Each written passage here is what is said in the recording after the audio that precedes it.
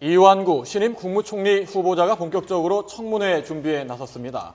차남의 병역 의혹과 관련해 진단서 등 근거 자료를 공개하면서 해명에 나섰는데요. 네, 당초 5월로 예정됐던 새누리당 원내대표 경쟁이 앞당겨지면서 이주영 전 해수부 장관이 오늘 경선 출마를 선언했고요. 유승민 의원도 곧 출사표를 던질 예정입니다. 새정치민주연합은 2주 앞으로 다가온 전당대회 판도가 주목됩니다. 자세한 전국 이야기 나눠보겠습니다.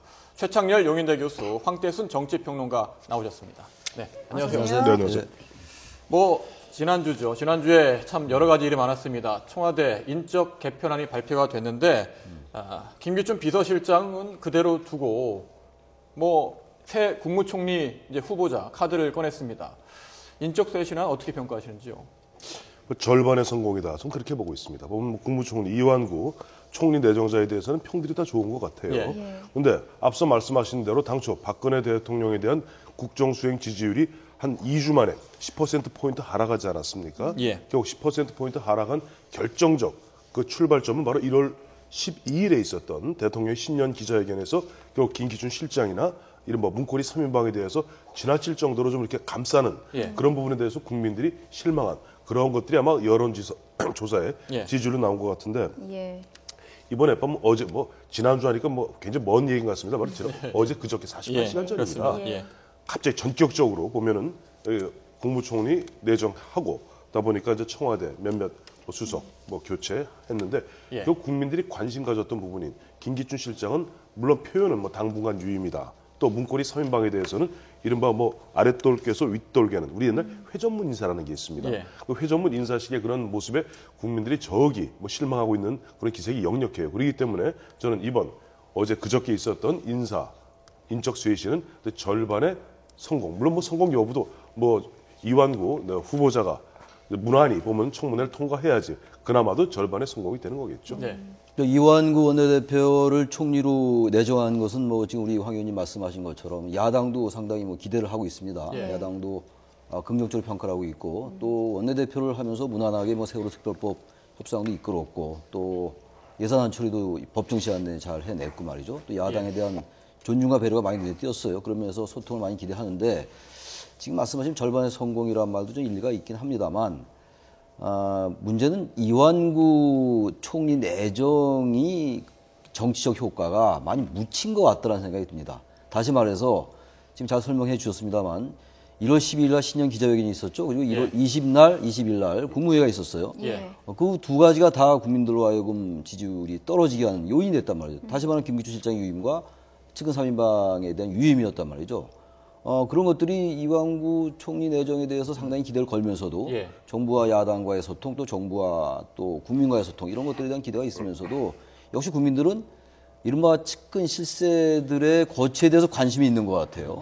물론 대통령께서는 의혹이 없는데 어떻게 함부로 내칠 수가 있느냐라는 말씀하셨습니다만 중요한 건 국민들이 그렇게 관심을 가지고 보고 있다는 겁니다. 바로 그렇기 때문에 아까 절반의 성공이라는 말씀하셨습니다만 지지율이 잘 오르질 않았어요. 23일 날, 금요일 날 이제 인적쇄신 발표가 있었는데, 총리 내정과. 그 이후에도요, 어느 한 여론조사 기관의 그 여론조사를 보니까 별로 아직 반영이 안 된 것 같거든요. 그렇기 때문에 지금 어쨌든 3인방에 대해서는 업무 조정이 있었습니다만 약간의 업무의 축소도 있었어요. 이재만 비서관의 경우는 인사위원회에서 배제를 하고 그랬습니다만 역시 국민들의 기대에는 상당히 미흡한 것이었다 이렇게 평가할 수 있을 것 같습니다. 네, 박근혜 대통령도 입장이 좀 궁금한데 내일 수석 비서관 회의를 주재하거든요. 사실 수석 비서관 회의에서 어느 정도 자신의 견해를 좀 피력해 온 바가 있지 않습니까? 또 올해 들어 처음 열리는 데다가 말씀하셨듯이 금요일에 인적 조직 개편이 있었으니까 사흘 만에 열리는 겁니다. 어떤 메시지 내놓을지도 궁금한데요. 글쎄 내일은 보면 좀 들리는 말에 의하면은 이번에 특보 4분이 이제 새로 임명되지 않았습니까? 이명재 민정 특보라든가 이런 4분도 내일은 배석을 하신다고 그래요. 그러니까 대통령께서는 아마 1월 23일에 있었던 인적쇄신 개편과 청와대 개편 이 부분에 대해서 좀 국민들이 나의 진정성을 좀 이해해주고 좀 지원해달라는 그런 어떤 메시지를 전달하고 싶으실 텐데 앞서 우리 최 교수님 말씀하신 대로 1월 23일 날이 금요일이지 않았습니까? 금요일에 전격 개각했던 바로 그날 한국갤럽의 여론조사에 따르면 30%가 긍정, 60%가 부정적 평가를 내리고 있는 거예요. 그러니까 지난 보면은 1월 첫 번째 주가 40%, 1월 두 번째 주가 35%, 그리고 바로 1월 23일 오늘 개각하는 날 예. 발표된 그게 보면은 30%는 무려 보면은 2주 만에 10%포인트 퍼센테이지로 하면은 40에서 30이 됐으니까 25%가 날아간 거예요. 예. 그러니까 대통령 입장에서 굉장히 보면 긴급히 보면은 사실 본인이 생각했던 그런 스케줄보다 굉장히 빠르게 예. 개각을 하고 이 개각을 해서 일단 심기 일전을 뭐 다 심기 일전에 계기로 삼자고 말씀하시려 할 텐데 문제는 지금 한간에 나오는 이야기가 김기춘 비서실장이 조만간 정리하고 떠나면서 뭐 특보단장으로 간다. 뭐 이런 얘기도 나오고 있지 않습니까? 예. 그러다 보니까 벌써 당장 나오는 게 아니 김기춘 실장이 무슨 수렴 청정하려는 것이냐 하는 굉장히 비아냥거리는 비판의 소리 나오는데 결국 핵심은 김기춘 실장 그다음에 문고리 300이 여전히 회전문 인사만 갖고는 예. 국민들의 부정적 국민들의 실망을 갖다가 어떻게 충족시켜주기에는 좀 부족할 것이다. 예. 대통령은 그때 진심을 갖고 말씀하십니다만은 국민들은 그 진심을 갖다 진심으로 받아들이지 않을 가능성이 크다.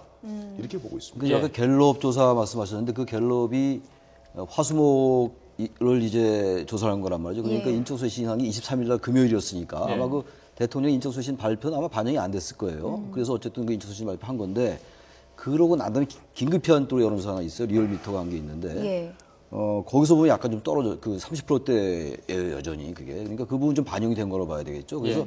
역시 유한구 총리 카드는 아주 괜찮은 카드, 좋은 카드라고 봤는데 좋은 카드임에 분명해 보이는데 지금 얘기들 하고 있는 그 측근 3인방에 대한 업무 조정 이런 것들이 역시 국민들의 기대에 못 미치는 것 같다라는 생각이 들고 지금 말씀하신 것처럼 만약에 뭐 그런 조치가 있을지 모르겠습니다만 예. 만약에 김기춘 실장이 만약에 특보단장이 된다면은 그야말로 그거는 국민들의 민심과는 상당히 동떨어진 결정이 아니겠느냐. 그래서 아마 글쎄 그건 두고 봐야지 알겠습니다만 그런 생각이 좀 들어요. 그래서 아직도 민심에 대해서 청와대가 뭐 총리 바꾸고 내각 좀 바꾸면 된다고 생각하면 안 된다는 생각이 좀 들어요. 그래서 총리를 바꾸는 건 뭐 당연히 원래 예정됐던 것이고 말이죠. 총리가 지난번 유임됐던 거는 뭐 두 후보자가 낙마함스럽게 됐던 거 아닙니까? 정홍원 예, 총리의 경우. 예. 예. 총리를 바꾸면서 국면을 전환하고 여러 가지 소통의 계기를 삼는 건 상당히 좋은 일이나 아무튼 청와대의 이 개편이 특보단 몇 명 이렇게 새로 신설하고 비서관 업무 조정한다고 되는 문제 좀 아닌 것 같아요. 그래서 새롭게 좀 인식이 필요하지 않냐라는 생각을 합니다. 예. 뭐 후속 개각이나 청와대 개편은 좀 더 지켜봐야 될 것 같고요. 네. 이완구 신임 국무총리 후보 내정자에 대해서 이야기를 나눠보도록 하겠습니다. 저도 국회를 잠시 출입해 봤습니다만 이 국무총리 후보자가 내정됐을 때 야당이 이번 경우처럼 이렇게 호의적으로 반응한 거는 별로 보지 못한 것 같습니다. 그렇지. 예, 그런 측면에 본다면 청문회는 뭐 무난히 통과할 거로 보이는데 어떻게 보시는지요? 일단 뭐 정치인 출신이기 때문에 일단 뭐 의원들이 검증이 됐다고 보는 거죠. 예. 국민들의 검증을 받은 거니까요. 그 부분이 상당히 뭐 중요한 이제 포인트고 예. 지금 얘기 나오는 게 이제 차남의 병역 면제 문제하고 이완구 내정자, 이완구 총리 후보자의 이제 병역 문제란 말이죠. 그리고 재산 문제인데 이미 지금 뭐 어제 김재원 수석 부대표가 이 엑스레이 사진을 공개를 하고 그러지 않았습니까? 그 아들 예. 차남의 그 엑스레이를 그 첫 신방한 게 이렇게 화면에 나오더라고요. 예. 이완구 대표, 이완구 이제 총리 후보자도 공개 검증을 받을 용의가 있다. 공개 검증이라는 것은 이 사진 자체도 만약 못 믿는다면은 직접 그 자리에서 보는 앞에서 찍어서 보여주겠다는 얘기거든요. 그만큼 자신이 있는 것 같아요. 그리고 예. 이제 얘기 나오고 있는 그 증여세 문제, 증여세 이미 내고 있는데 올해 이제 완납한다고 얘기하고 있고 그래서 예. 큰 문제는 없어 보여요. 그래서 몇 가지 뭐 그런 식의 이제 쟁점은 제기하겠습니다만 아마 야당이 그 부분에 대해서 어떤 증거와 근거가 있기 때문에 크게 쟁점화되지 않을 거고 단지 이제 이완구 총리가 그야말로 지금 책임 총리 이런 얘기가 나오고 있지 않습니까? 예. 네. 정말 이 정부와 또는 야당 그리고 국민과 정부 이런 것들을 어떻게 소통할 것인가에 대한 정책 역량이라든지 이런 쪽에 검증을 많이 갈 가능성이 많아 보입니다. 예. 쓴소리하는 총리가 되겠다, 직언하겠다라고 얘기했는데 말 그대로 책임 총리 조금 전에 말씀하셨는데 교수님이 말씀하셨는데 뭐 책임 총리 가능하겠습니까? 불가능합니다. 아 왜 그렇죠? 우리 총리 책임 총리는요 내각 의원 내각자에서 총리가 책임 총리예요. 그래서 대통령 중심자에서 총리 국무총리라는 것은 뭐 우리 최 교수님 뭐 너무나 잘 알고 계십니다만 원래 대통령 중심자의 총리라는 것은 맞지 않는 제도죠. 예. 원래 이제 밑에 일반 국무위원들 정확히 따르면 예. 장관만 있으면 되는 건데 처음 우리가 헌법을 만들 1948년 당시 이승만 박사와 한민당 계열의 적당한 절충으로서 만든 게 국무총리 제도인데 우리는 국무총리하면 늘 보면 의전총리, 방탄총리, 돌격총리, 대독총리 이렇지 않습니까? 보니까 이완구 좀 총리 내정자 쓴소리 하겠다. 뭐 세 가지 크게 말씀하셨죠. 야당을 갖다가 이기지 않겠다. 예. 그다음에 대통령께 직원해서 쓴소리 하겠다.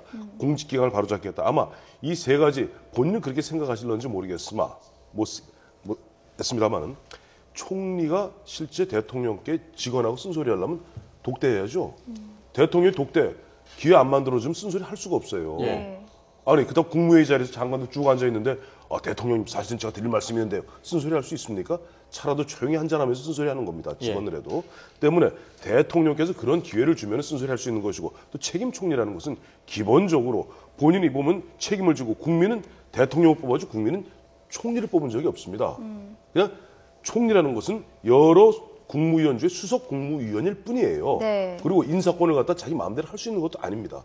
때문에 우리가 너무나 많은 부담을 갖다가 이완구 총리께 부담을 드리면 안 되는 거고 다만 지금 한명숙 총리 이후에 8년 만에 정치인 총리가 나오게 됐어요. 예. 그런데 어쨌든 보면은 정치인 총리가 나오게 되면 여야 간의 소통은 좀 원활해집니다. 그리고 내년 총선 앞두고 아무래도 여야가 치열하게 특히 올 2015년 연말쯤 되면은 정기국회 많이 충돌하게 되겠거든요. 예. 그때 즈음에서는 뭔가 여야 간의 소통 이런 부분을 굉장히 역할하실 수 있을지 모르겠으나 뭐 대통령께 뭐 직언을 하고 간언을 하고 또 저 대통령 대신에 본인이 대통령님 이 사람이 정말 장관감입니다 추천을 하고 이런 것을 기대하시면은 나중에 실망이 너무 크실 겁니다. 예. 근데 그게 참 이제 우리나라 그 총리 내정할 때마다 나오는 얘기거든요. 예. 그래서 지금 아까 의전 총리, 뭐 대독 총리, 뭐 이런 얘기 뭐 워낙 많이 나왔던 얘기들이에요. 사실 총리가 그만큼 대단히 유명무실했다라는 얘기거든요. 우리나라의 국무총리라는 건 대단히 애매한 제도거든요. 대통령제와 내각제 혼합형 헌법이기 때문에 그런 이제 얘기가 나오는 건데 지금 이해찬, 한명숙 총리 같은 분이 정치인 출신 총리들이었어요. 특히 예. 이해찬 총리 같은 경우에 이제 더 올라오면 DJ 정부, DJP에서 김정일 총리 같은 경우 아주 실세 중에 실세형 총리였죠. 이제 우리가 그걸 이제 책임 총리라고 얘기했는데 책임 총리 여러 가지 면이 있습니다만 가장 중요한 게 국무위원을 제청한 헌법에 따라서 국무위원을 제청할 수 있으면 게 책임 총리를 어느 정도 충족하는 거겠죠. 국무위원을 제청해서 대통령이 거기서 임명하는 그리고 국회가 임명 동의하는 이게 될 텐데 이완구 의원이 뭐 완전하게 책임 총리는 우리가 헌법 구조상 권력 구조상 상당히 뭐 100% 충족하기는 어렵겠습니다만 예. 운영하기에 따라서는 상당한 정도의 실세형 총리는 될 수 있을 것 같아요. 왜냐하면 일단 국회의원을 3번 15대, 16대, 19대, 19대 의원 현역 의원이고 예. 또 도지사 광역단체장을 했단 말이죠. 예.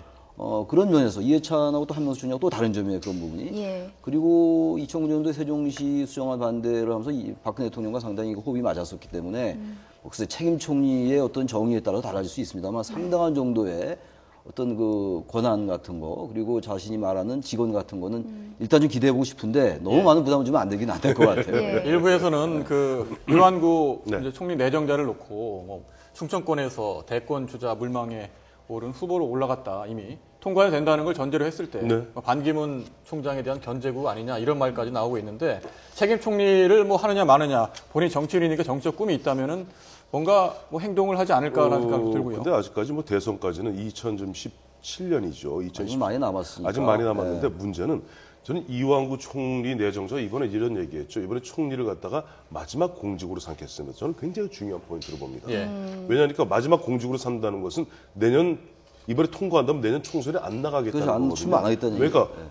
총선에 출마하려면 3개월 전에 그만둬야 됩니다. 예. 총리를.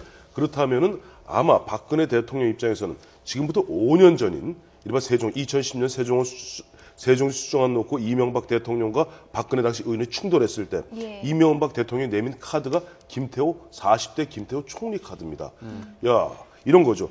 여권 내에는 한나라당 내에는 지금 박근혜만 있는 게 아니라 우리 김태호도 키우면 충분히 대항마가 된다는 그런 의미거든요. 그렇다면은 이번에 하기에 따라서는 정말 JP 대망 이후에 대망론, 충청 대망론 이완구 총리 내정자는 총리가 되고 박근혜 대통령이 호흡을 잘 맞춘다면 충분히 김무성 대항마 또 내지는 반기문 뭐 대체마라고 하나요? 예. 반기문 충청도 분이니까 충분히 가능하죠. 예, 예. 뭐 저희 새누리당 원내대표 경선도 좀 짚어봐야 될 것 같은데 일단 오늘 오전 11시에 이주영 전 해수부 장관이 출마를 선언을 했고 유승민 의원도 곧 할 거라고 합니다. 만약에 이렇게 되면은 뭐 김무성 대표의 선택 그리고 친박 의원들의 선택이 어떤 영향을 미칠 것인가 이거 되게 관심이 그게 쏠리고 지금 있거든요.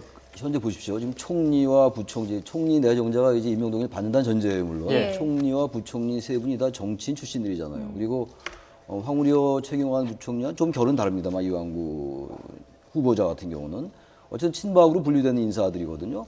근데 지금 이제 새누리당에 그 이번에 원내대표 출마한 이주영 의원하고 유승민 의원은 한 분은 친박, 한 분은 원래 원조 친박이 지금 비박 이렇게 네. 돼 있어요. 유승민 의원 같은 경우는. 예. 그래서 지금 이 구도가 어떻게 짜이느냐가 새누리당 의원으로서 내년 총선과 어떤 연관이 있을까가 굉장히 중요한 네. 그 유권자가 국회의원들이니까 예. 그 변수가 될 것 같단 말이죠. 그래서 예.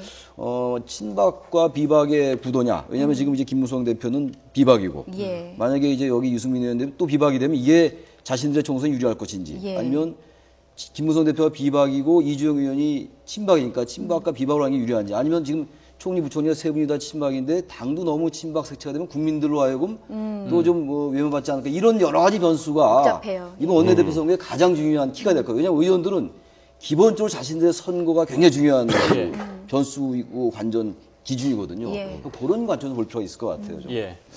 뭐 끝으로 야당 이야기도 해야 될 것 같습니다. 저희들이 예. 야당 이야기를 해야 될 것 같은데 새정치민주연합 지도 뽑는 전당대 2주 앞으로 나왔죠. 문재인 28전당대회. 예, 문재인, 박지원, 양강 구도 속에 이인영 후보 약진하고 있다는 분석도 나오고 있는데 네. 어떻게 될 거라고 보시는지요? 그 이인영 의원 제가 예전에도 한번 말씀드린 바 있습니다만 이인영 의원은 일단 세대 교체를 갖다가 기치로 내걸고 나서지 않았습니까? 더 이상 이른바 기성 어떤 선배들의 어떤 들러리 되지 않겠다 이 얘기했는데 만약에 그런 기조를 계속 유지하는 가운데 28 전당대회까지 간다면은 예. 물론 본인이 보면은 뭐 당선은 쉽지 않겠으되 보면 판도 그야말로 이른바 판갈이라고 그러죠. 예. 새정치민주연합에 판을 갈 수 있는 결정적 계기를 만들고 이른바 요즘 86세대라 그럽니다. 이제 386, 486, 34, 44 다 뺍니다. 네. 86, 80대 학번 60년 태생의 86세대들이 드디어는 새정치민주연합 야권의 주 세력으로 등장할 수 있는 하나의 어떤 터닝 포인트가 될 수 있다. 그래서 이인영 지금 후보의 선전에 사실 기대, 많은 관심들을 갖고 지켜보는 이유가 그런 까닭입니다. 예. 네. 좀 이인영 후보 말씀하셨는데 기본적으로 예. 지금 새정치연합의 전당대회가 잘 관심을 못 끄는 이유가 워낙 양강구도 얘기가 계속 나오기 때문에 국민들한테 관심을 못 끄는 거거든요. 예. 그리고 또 하나가 친노 대 비노의 양강구도. 그러니까 지금 말씀하신 것처럼 이인영 의원의 세대 교체이 좀 맥힌다면은 이 승패가 좀 바뀔 수 있겠네. 1위, 2위가 문재인, 박지원 또 박지원 문재인이 아니라 2위가 이인영 의원도 될 수 있고 만약 1위도 될 수 있겠네라고 한다면 그건 이제 상당한 이제 흥행이 될 수 있는 거죠. 그렇죠. 그런 면에서 지금 상당히 지금 막판에 2월 8일이니까 얼마 안 남았잖아요. 예. 굉장히 추격을 좀 하는 것 같아요. 뭐 다 각자 새 후보가 주장은 다릅니다만 예. 그러면서 28 전당대회가 얼마 안 남았습니다만 상당히 또 국민들의 관심을 끌 소리도 없지 않다 이렇게 보여집니다. 예. 예. 결과 주목됩니다. 다양한 전국 현안에 대해서 알아봤는데요. 최창렬 용인대 교수, 황태순 정치평론가와 함께 이야기 나눠봤습니다. 두 분 오늘 말씀 고맙습니다. 네, 고맙습니다.